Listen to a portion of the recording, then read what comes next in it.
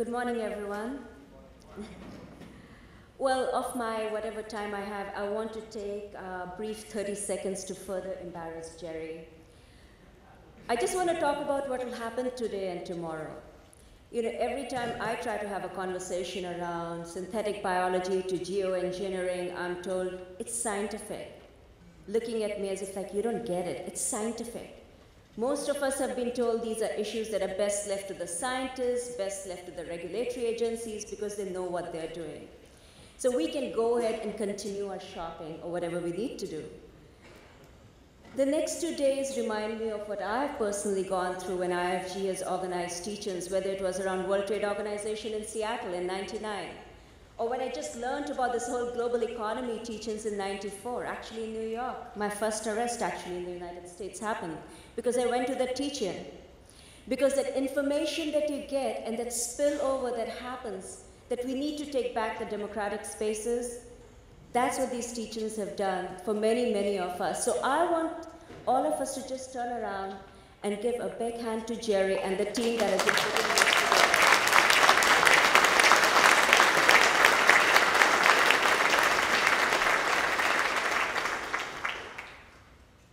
Technology, I don't know how to use, oh, it does work, sometimes. I'm here to talk about stealing nature, but also about stealing life. Our history has been pockmarked where these top-down development solutions, these silver bullet solutions that have always been sent around to the world, especially the global south, which are based on technology. This technocratic approach to development, people sitting in Washington, D.C., in Geneva, and Brussels, they know better. In 2008, there was a food price crisis where the food prices increased by over 83% between 2007 and 2008. And suddenly, there was a renewed focus and interest in agriculture. At the same time, there was a financial crisis. Pension fund, investors, they were suddenly looking for the next soft commodity to invest in. The result of the crisis, these two crises, food crisis, financial crisis, has been corporations let loose on the developing world. This is a quest for virgin lands, for virgin forests, looking for minerals, underground, creating a land rush that no developing country has escaped. So seeking this next soft commodity to invest in has resulted in land and water grabs, whether it is in Africa, which is worst affected, or Asia, Latin America, the Pacific Islands. The whole thing is couched in a language of sustainability. It'll create jobs. It'll bring technological innovation to this dark continent. It'll create jobs. It'll help elevate lives, end poverty. And at the same time, talking about advertising, there's a drumming of this fear. How will we feed this growing population? We need to go and invest in agriculture through corporations the way it is happening. How will we meet this insatiable appetite of China and India? We need REDD schemes. We need carbon credit offset schemes so we can continue to consume the way we do in the north. And the answer lies in these lands far away in Africa and Latin America, Asia. The whole idea of this advertising is that technological innovation, industrial plantations, will remake Africa. They will help feed not just Africa, but help feed the world. They will save the world. The key pillar of this land and life grab is technology and infrastructure, genetically engineered seeds, farmers. 80% of the food consumed in the developing world comes from smallholder farmers. But in this approach, this top-down approach, these smallholder farmers, if they're not in the export economy, they're useless, they're not successful. They have to be replaced and turned into plantation workers in these large plantations.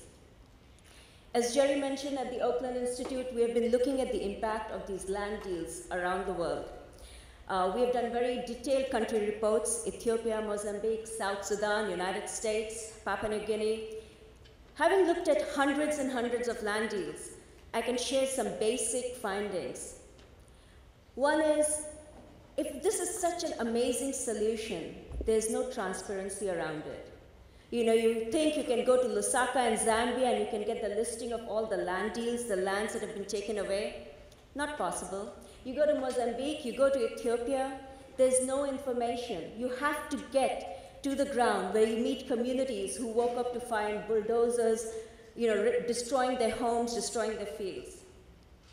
Free, prior, informed consent, none of that. These people, these villagers who have no postal addresses, do not have a title deed which says it is their land. You don't need to consult with them. Why are they all headed to places like Africa? It's the price of land.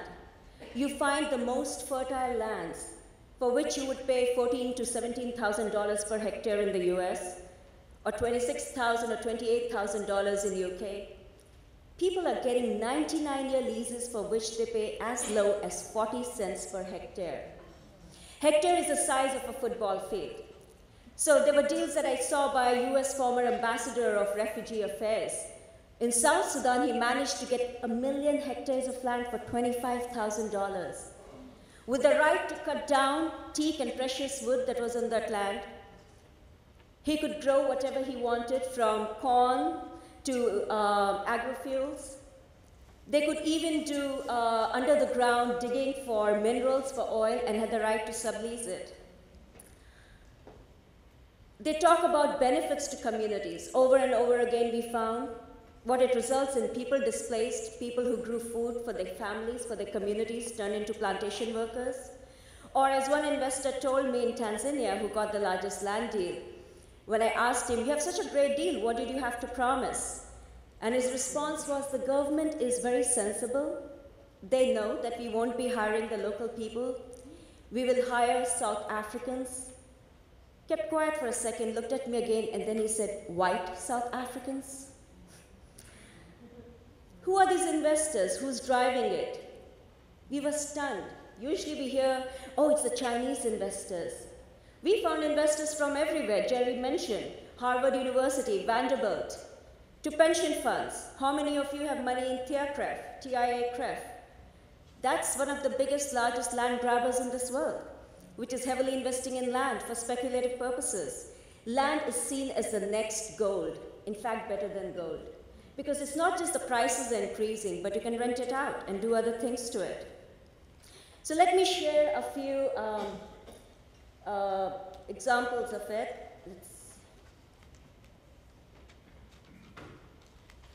This is Heracles, since we're in New York.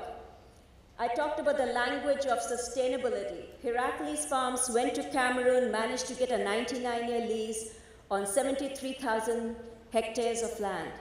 It is committed to sustainability. What it doesn't tell its investors, these 73,000 hectares are in the world's second largest rainforest. The plan is to cut down the rainforest to put in place a palm forest. The next one, just Socfin, again talking about advertising. This is Bolloré Group from France, one of the Fortune 500 companies in Sierra Leone.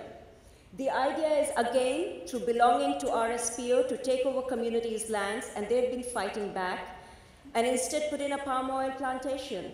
In fact, the people who protested, it's been 5 years now, have been facing a lawsuit for defamation and for fighting for their resources and the land from Socfin. Some of them are more honest. This is Mvest, a company from England which invested in Mozambique, in Zambia, and Swaziland, and they were more honest. They're breaking new land. Their ideology is that you need to invest in land because we have to feed China, and the second area you should invest in is arms, because we will go to war with China. And these are the strategic relationships. This is a slide from an investor called AgriSoul from Iowa. Belongs to Bruce Rastetter, the Republican kingmaker who owned the third largest ethanol plant. But this says it all. The idea for taking over the largest land deal in Tanzania was they can bring Syngenta and Pioneer and the banks together to revolutionize what agriculture will look like in Tanzania. But let me just share what really happens. This is through mapping that we did, the impact of Heracles Farms in Cameroon. After cutting down, they were hoping to cut down 73,000 hectares of this forest in Cameroon and put in the palm oil plantations. By exposing them and revealing what their real intent was, today that land deal has been reduced to a temporary lease of 3 years. And from 73,000 hectares to 19,000 hectares. It's still 19,000 hectares too much. and the communities are still organizing to get this company out of their lands and the forests. This is SOCFIN, the promise of sustainability in Sierra Leone. When I visited them first, this area first, they were homes. They were small fields that belonged to the farmers who lived on the land, who were forcefully evicted, and you have this barren soil there. This is Ethiopia. Ethiopia, which desires to become Africa's lion. This is going to be the Renaissance state, which using technology is building the largest dam in Africa. It plans to displace 1.5 million indigenous people. Whether it's the Suris or the Mursis or Surmas or the Nyongathams or the Anuaks, and as we speak, in Gambela, killings are happening so people can be evicted. So the Karathuris of this world, so Ruchi soya, or the other cotton and sugar plantations can happen on their lands. This happens while United States, England continue to finance and provide funding for Ethiopia for development. Because this is what development and renaissance looks like. It might sound like after saying this is going to be an important 2 days, these are pretty depressing news when we look at the number of people being displaced, when we see our forests being destroyed, when we see people who depend on minor forest produce and the wildlife and biodiversity that remains on this land, the threat it faces. But what keeps us going, whether it has been Papua New Guinea or whether it is Ethiopia, or whether it is Zambia, one thing that we've been told over and over again, this is our land, this is where we were born, and this is where we will die. No government, no corporation can kick us out, no technological solution can feed us the way we have fed ourselves. So resistance is happening, it's leading to conflict, sometimes violent conflicts which cannot be condoned. But let me give you a few examples. This is in Papua New Guinea, where people mobilized, and nobody would have thought a nation which has given away over 11 million hectares of land to logging companies, or given away land to so-called palm oil developers under special agriculture business leases. The president of Papua New Guinea this year had to come out and cancel illegal deals this year, which has taken back 5 million hectares of land. It is possible. This is in Argentina. This is a plantation owned by Harvard University, which is destroying the lands, the livelihoods, and the environment of the local people. Imagine a community in a small village in Argentina rising up to Harvard University. Is that happening? Yes, it is. We just don't hear about it. This one is one of the most beautiful stories that I would like to share. I mentioned the largest land deal in Tanzania. Bruce Rastetter, AgriSoul Summit Farms. They managed to get this land deal, the largest in the country, while nobody knew about it in Tanzania. 800,000 acres. They wanted the government to change the regulations so they could grow GMO corn. They wanted the government to take a World Bank loan so a railway line could be put between their farms and to the port. They wanted this area, which was classified as a special watershed under Ramsar Convention. They wanted it to be classified differently so they could pour in as many pesticides and herbicides as they wanted. More important, they forgot to mention that actually people lived on that land. They said nobody lives on that land. These 800,000 acres were over 3 different plots. And just in one area in Katumba, over 160,000 smallholders lived. These are people who came as refugees over 40 years ago. They were told by the government that we'll give you citizenship, finally, after 40 years, when most of them, actually half the population was born in Tanzania, spoke Swahili, knew nothing about Burundi or DRC or Somalia. They were told, we'll give you citizenship papers if you break down your own home and the churches that you have built. If you bring it all down, we'll give you $100 and a citizenship papers and tell you where to go. This is the Dracula when it was brought out into the sunlight. It had no place to hide, it had no place to run. Just last week, the people living on that land, 160,000 people, got the citizenship papers, and there's no need to move. They will stay on their lands, they will farm the land, and they will take care of the biodiversity, and they will take care of that watershed area, and they will have, and they've in fact sent a strong message to the government that large land schemes that you bring in as your development will not happen.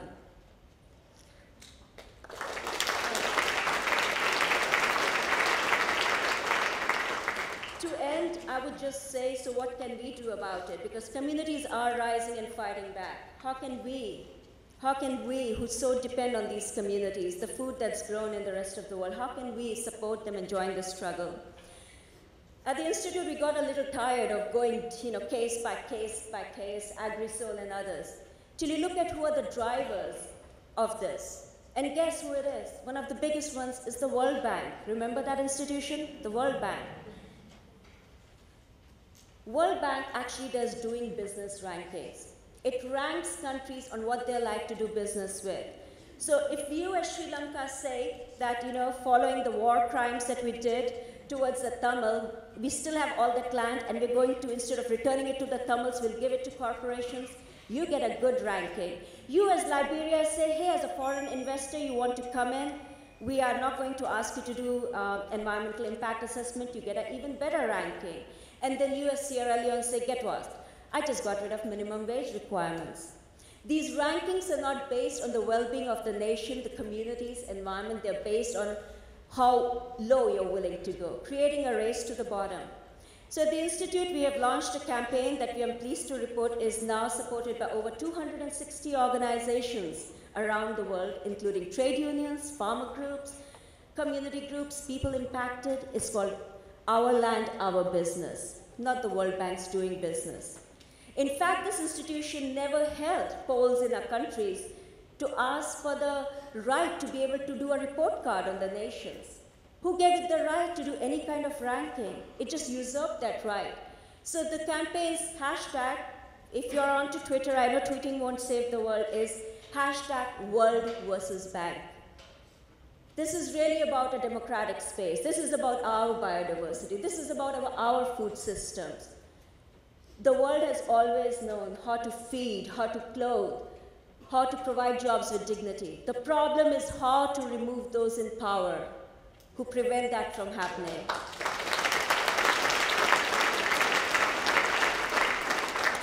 We live in the belly of the beast. And very often we are told all this is legal. There are regulations around GMOs. It is legal for our food to be contaminated. It is legal for the poor, the pastoralists, the indigenous to be expelled from their lands. Speaking at a teaching organized by IFG in Hawaii, as I was speaking and sharing that it's all legal, I realized, and I said, segregation was legal. Women didn't have a right to vote. That was legal. And I was shocked at myself because I said, fuck legal. And I have actually learned we need to say that, fuck legal.